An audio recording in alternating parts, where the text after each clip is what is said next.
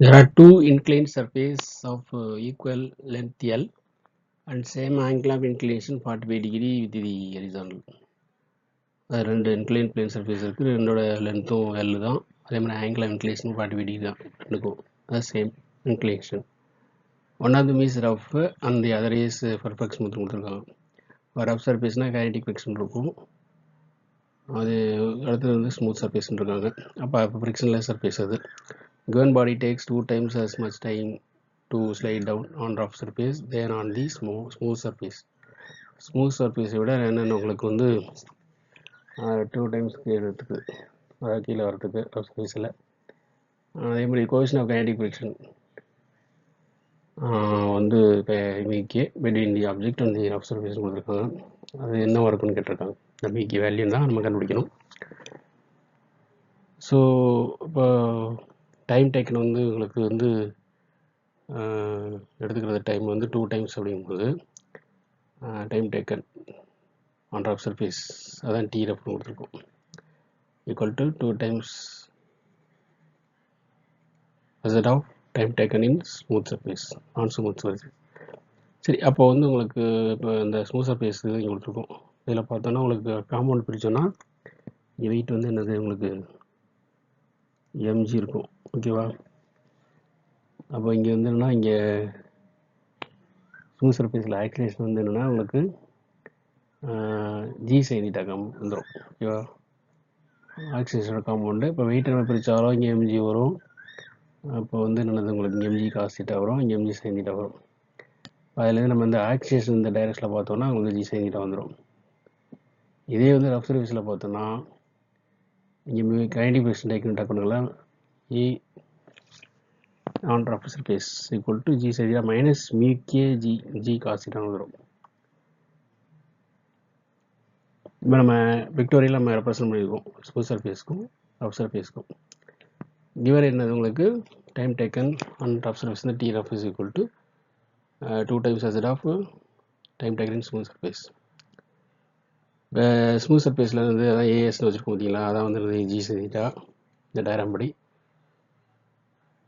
அதே மாதிரி இருந்தால் உங்களுக்கு T proposal to square root of இ அப்படின்னும் போது தட் இஸ் டைம் டேக்கன் பார்த்தோன்னா போஸ் டு 1/√e.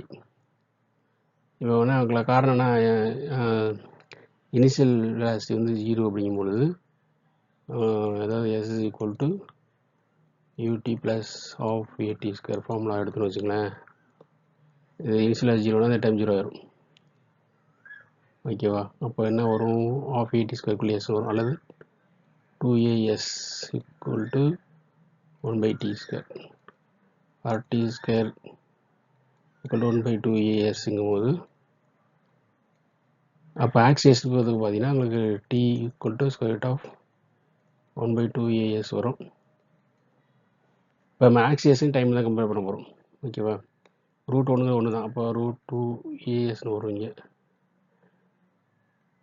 அப்போ இந்த ஆக்சிலேஷனுக்கு பார்க்கும் பொழுது உங்களுக்கு என்னது அந்த டைம் டேக்கர் வந்து என்னென்னா proposal to it is 1/√2 times oscillation. நம்ம அதான் இங்கே யூஸ் பண்ணியிருக்கோம்.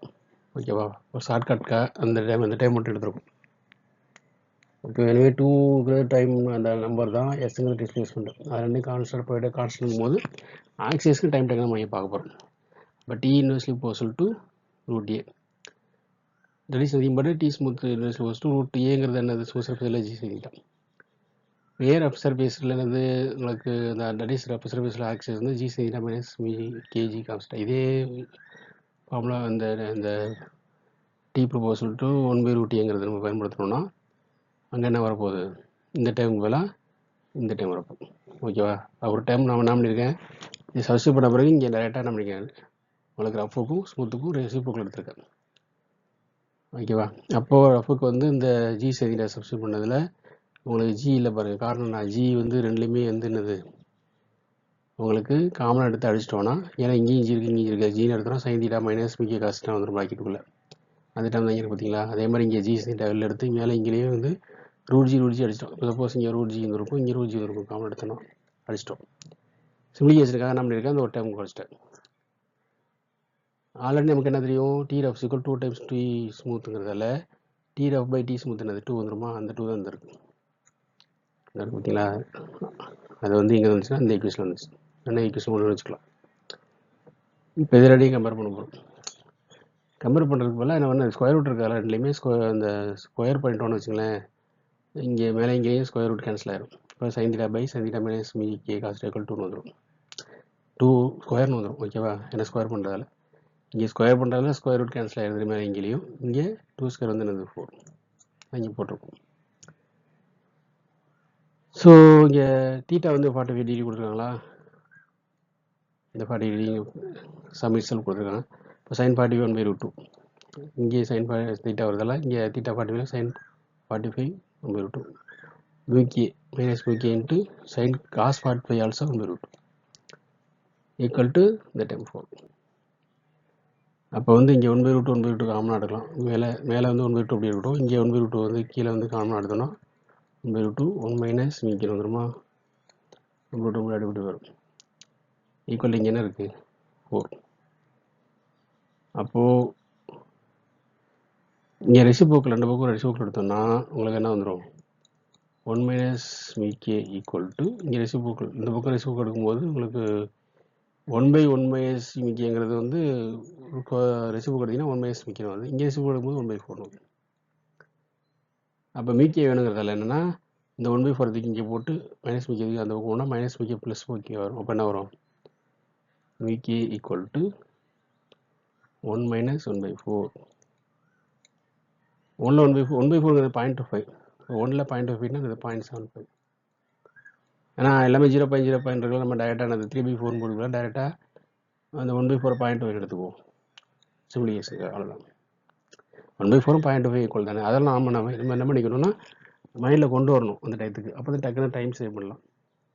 தேங்க்ஸ் ஃபார் வாட்சிங், கீப் வாட்சிங், சப்ஸ்கிரைப் சார். இங்கே ஆப்ஷன் என்னது, ஆப்ஷன் 4, அதான் 0.75. நிறைய பேர் வீடியோ வாட்ச் பண்ணுறீங்க, ஆனால் சப்ஸ்கிரைப் பண்ணிங்கன்னா தான் உங்களுக்கு இமீடியட்டாக அப்லோட் பண்ண இமீடியட் டைத்தில் உங்களுக்கு வந்து ரிசீவ் பண்ணிடலாம் எல்லா வீடியோவையும். So please subscribe. Thanks for வாட்சிங்.